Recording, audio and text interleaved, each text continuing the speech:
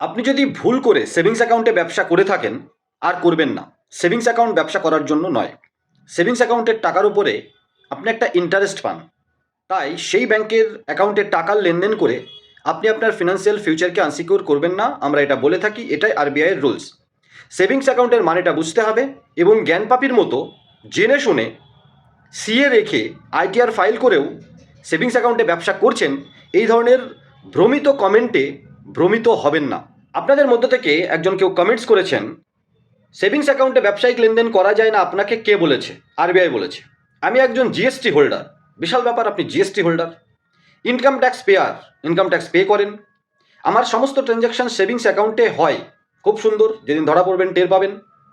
এরকম কোনো গাইডলাইন নেই যে সেভিংস অ্যাকাউন্ট থাকলে ব্যবসা করা যাবে না। সেভিংস অ্যাকাউন্ট থাকলে ব্যবসা করা যাবে না তা নয়, সেভিংস অ্যাকাউন্টে ব্যবসা করা যাবে না, ব্যবসায়িক লেনদেন করা যাবে। আর সেভিংস অ্যাকাউন্টে ব্যবসা করার পরে কোনো একটা লেনদেনে যদি সাইবার ক্রাইমের সাথে লিঙ্কড কোনো ট্রানজ্যাকশন আপনার অ্যাকাউন্টে হিট করে বা আপনি করেছেন এরকম কোনো অ্যাকাউন্ট সাইবার ক্রাইমের সাথে যুক্ত, তখন আপনার সমস্ত হিসাব কিন্তু দিতে হবে আপনাকেও, যে কমেন্টস করেছে তাকেও, আর আপনি যে ভিডিও দেখছেন আপনাকেও।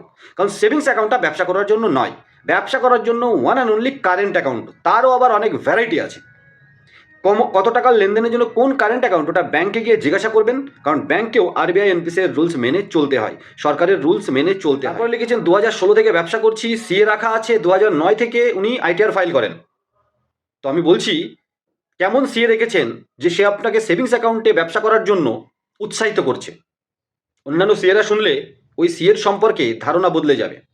অতএব আপনাকে আমি বলছি, যারা আমাদের ভিডিও দেখছেন, এই ধরনের ভ্রমিত কমেন্টে ভ্রমিত হবেন না, মিসগাইড হবেন না, সেভিংস অ্যাকাউন্ট দিয়ে ব্যবসা করবেন না। সেভিংস অ্যাকাউন্ট ব্যবসা করার জন্য নয়, এটাই আরবিআই রুলস।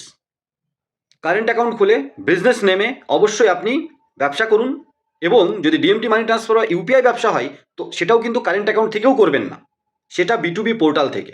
কারণ রেমিটেন্স ব্যবসা, সেটা ডিএমটি অ্যাকাউন্ট ট্রান্সফার হোক বা ইউপিআই ট্রান্সফার, একমাত্র ই ওয়ালেট থেকেই আপনি করতে পারেন।